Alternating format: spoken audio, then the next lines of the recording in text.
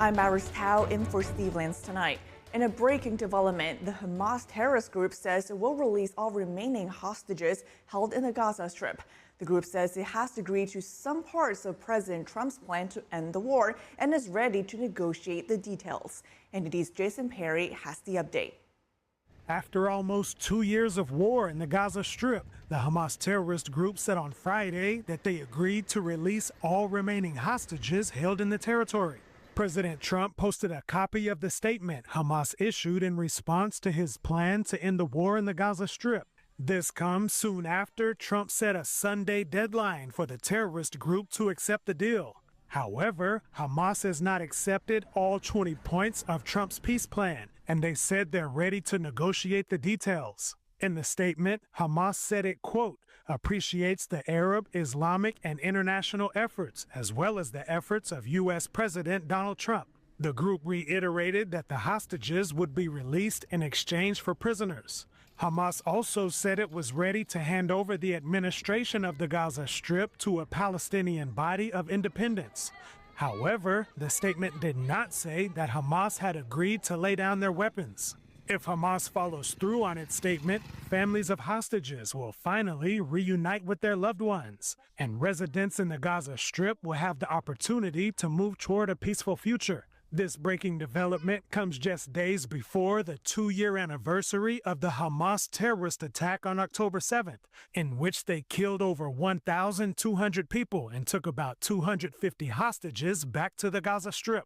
Meanwhile, in Israel, over 40 boats were recently intercepted and over 400 pro-Palestine activists were detained. Israeli officials have been processing and deporting them. The activists who were on board the flotilla said they wanted to break Israel's maritime blockade and deliver aid to residents in the Gaza Strip. Organizers of the flotilla had rejected a proposal from the president of Italy to drop off the aid supplies in Cyprus for distribution to Gaza by another organization. And now that the activists have been detained, a spokesperson for the Israel police said they will collect the aid from the boats and make sure it's delivered safely to residents in the Gaza Strip. And while processing what he said was one of the largest boats in the flotilla, he said this. And while we're processing this boat, there's one thing missing, guys. All this aid that they were supposed to bring into Gaza, which explains one thing to me, I'm sure it explains to you, that when we and multiple other countries offered them to take this aid and bring it to the Gazans, we could facilitate its safe arrival, they flat out rejected it. And now we know why, because it was never about bringing aid to Gazans, but it was all about the headlines and the social media followings. Jason Perry, NTD News. And President Trump responding to Hamas saying it agrees to freeze all the hostages. And the White House eyeing a cut to Portland as it accuses the city of allowing anarchy. Joining us now live tonight is NTD's Washington correspondent Mario Tzu. Good evening, Mari. What's the president saying tonight about the Gaza peace deal? Iris, good evening. President Trump is now ordering Israel to immediately stop bombing Gaza so that the hostages can be released safely. This is coming as Hamas has agreed to release all hostages, both living and dead, under President Trump's peace plan.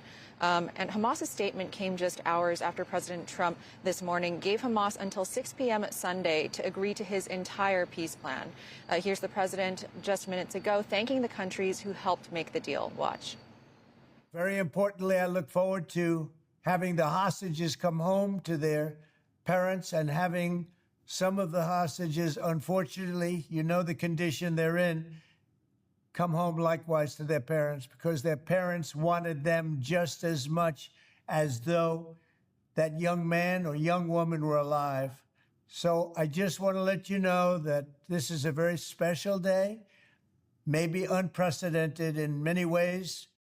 However, Republican Senator Lindsey Graham notes that Hamas fails to agree to disarmament and is tying hostage release to further negotiations. But President Trump says he believes Hamas is ready for, quote, lasting peace, and discussions on details are still being worked out. Iris? Well, definitely sounding like some major development tonight, and a lot to keep our eyes on for the days to come here. And moving to domestic issues at home, what's the White House saying about the anti-ICE protest in Portland that we saw last night? Sure, Iris. The White House is promising that law and order will prevail in Portland, Oregon. Press Secretary Caroline Leavitt, in her briefing today, says that she just spoke to President Trump this morning about reviewing federal funding that could be cut from Portland. She also says that a surge of ICE and Customs and Border Control resources will immediately be surged to Portland. Watch. The president has directed Secretary Hegseth to provide all necessary troops to protect war-ravaged Portland and any ICE facilities under siege from attack by Antifa and other left-wing domestic terrorists. This is left-wing anarchy that has been destroying this great American city for years, leaving police officers battered, citizens terrorized, and business properties damaged. The Trump administration says that it will not fund states that allows for anarchy. And last night, conservative journalist Nick Sorter was arrested while documenting violent protests outside a South Portland ICE facility. The White House today condemns that arrest. Take a look. Instead of arresting these violent mob members night after night after night who are ravaging this community, the police arrested a journalist who was there trying to document the chaos. This incident is part of a troubling trend in Portland where left-wing mobs believe they get to decide who can visit and live in their city. The Portland police responds by saying that arrests are based on observed behavior and not on political affiliation. Nick Sorter says that Attorney General Pam Bondi called him personally this morning, and the White House confirms that the Department of Justice is launching a full investigation into his arrest. Iris, back to you. Thank you for the update, Mari. It's day 3 of the government shutdown, and lawmakers have made no progress in negotiations to fund the government. Reductions in the federal workforce are imminent. Our Washington correspondent Luis Martinez has the latest from Capitol Hill.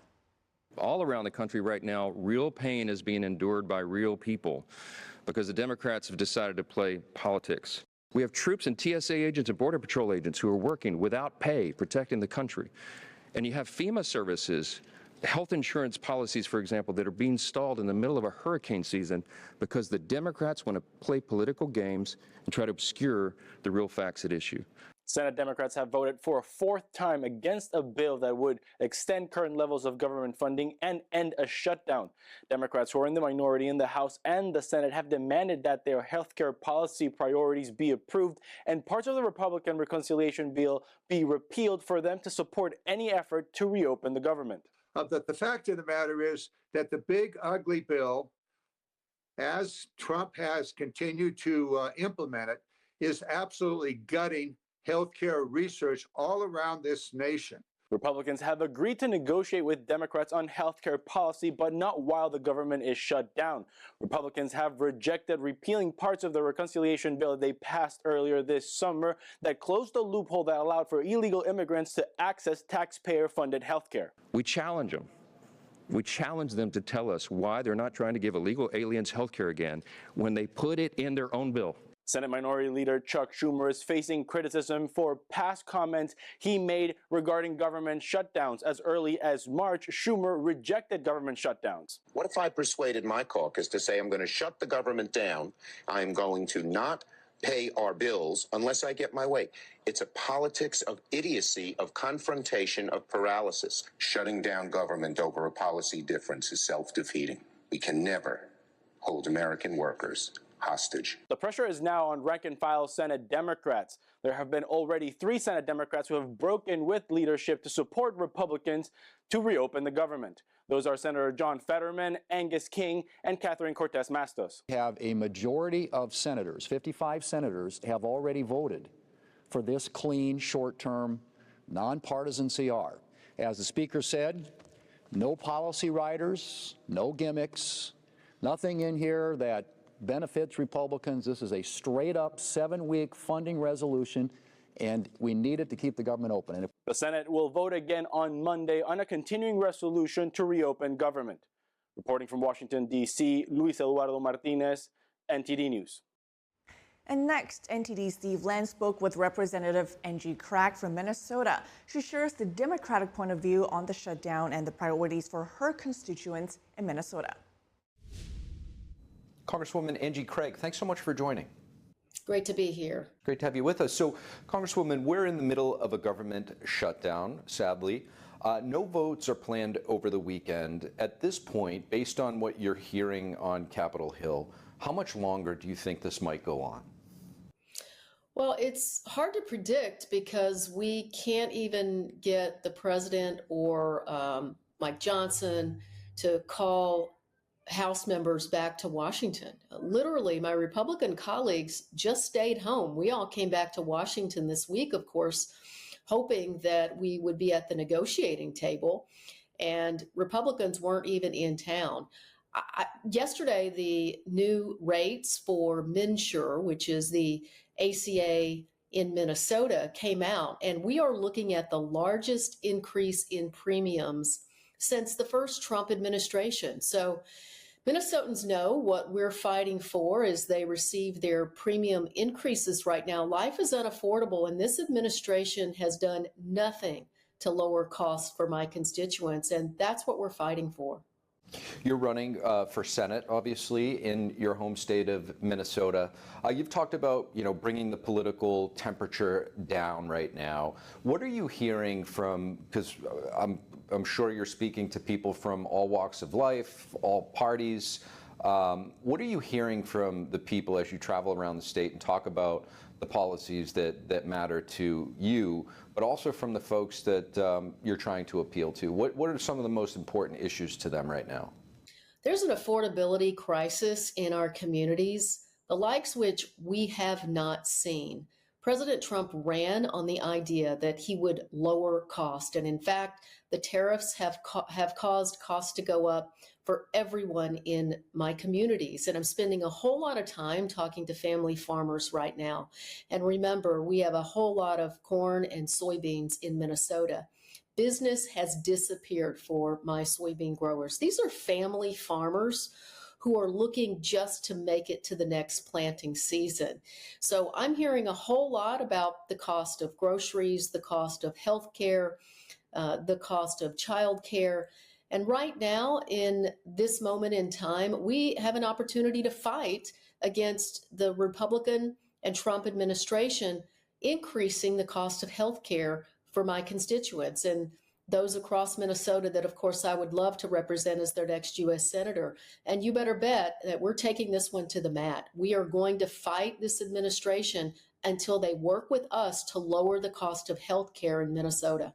I do want to get your thoughts on China. A lot of China watchers talk about how the playing field is uneven when it comes to sort of their access to our country, and in terms of infiltration and espionage, they're able to come here and take our technology when it comes to agriculture even. Some of the tools in the toolbox are economic warfare, like tariffs, particularly on China, not universal. What would you say would be the way that, we would have to deal with the China threat if you were to become senator? Well, I think strategic tariffs are smart. When China is illegally dumping steel into our communities, I think it makes a lot of sense to tariff the hell out of their steel.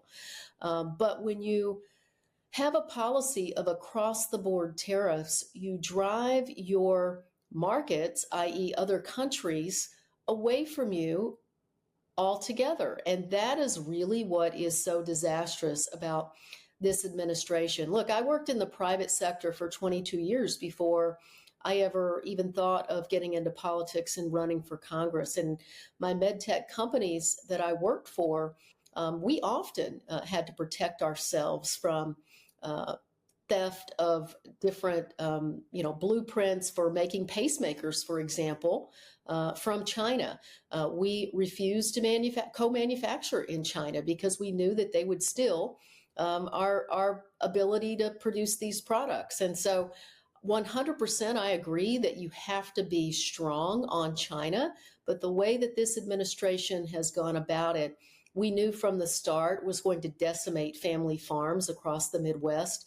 And that's exactly what's happened. Farm bankruptcies in Minnesota are up nearly 100%. We are looking at essentially a marketplace that could, if this continues, look a lot like the 1980s farm crisis, when my grandfather, who was a farm foreman, lost his job when the farmer lost the farm. Congresswoman, lastly, you have said that Democrats need to listen to the voters who have departed the Democratic Party while not compromising on key issues like, say, SNAP and Medicare, platform issues for the Democrats. What are you hearing and learning from those voters? Well, in running for re-election to my congressional district, I'm running my U.S. Senate campaign in exactly the same way. People want you to focus on the issues that they care most about. And the issues that they care most about at this moment in time really are, how are you going to lower cost or put more money into my pocket by reducing taxes? Ideas like eliminating taxes on federal Social Security income. How are you going to keep my community safe, investing in local police departments, or safe from violence of gun violence in our communities, which Minnesota, of course, has seen firsthand this summer. And then finally, people want you to stand up and try to change Washington. They don't like the way things are working right now. If Democrats would focus on those three things, how do you lower cost? How do you keep our communities safe? And how are you going to change the status quo in Washington? I think Democrats would see a lot more success across the board. Minnesota Congresswoman and candidate for Senate, Angie Craig, really appreciate you joining us. Thank you. Thank you. The U.S. carried out another deadly strike against a speedboat in the Caribbean today. War Secretary Pete Hegseth said intelligence confirmed that the vessel was smuggling drugs, and he posted footage of the strike on X. The video showed a small boat moving in open water before it suddenly explodes. Hegseth said that the vessel was destroyed in international waters off the coast of Venezuela. The War Secretary added that 4 men were killed in the strike. President Trump said in a social media post that the boat was, quote, loaded with enough drugs to kill 25 to 50,000 people. The operation marked the 4th strike since President Trump deployed U.S. naval forces to the region this summer. And it comes after the president notified Congress that the U.S. is in a, quote, non-international armed conflict with drug cartels. And the Supreme Court today again allowing President Trump to end deportation protections for Venezuelans. This will make it easier for the Trump administration to remove them from the country. Former President Biden granted temporary protected status to around 300,000 Venezuelans living in the U.S. The Trump administration plans to end that status, and it just got another green light from the Supreme Court. The court had reached a similar outcome back in the same case in May. 3 justices dissented. And Sean Combs will be spending more time behind bars. A federal judge in New York City has sentenced him to 50 months, and that's 4 years and 2 months. The sentencing was for 2 charges related to prostitution. Combs got credit for the 13 months that he already spent in detention. That means he will spend just over 3 years behind bars. The rapper also got 5 years of supervised release and must pay a $500,000 fine. The judge said that the evidence against Combs was, quote, massive, and that deterrence requires a significant sentence. But Combs was found not guilty of more serious charges, including sex trafficking and racketeering conspiracy. Prosecutors had asked for a sentence of 11 years and 3 months, while the defense argued for 1 year and 2 months.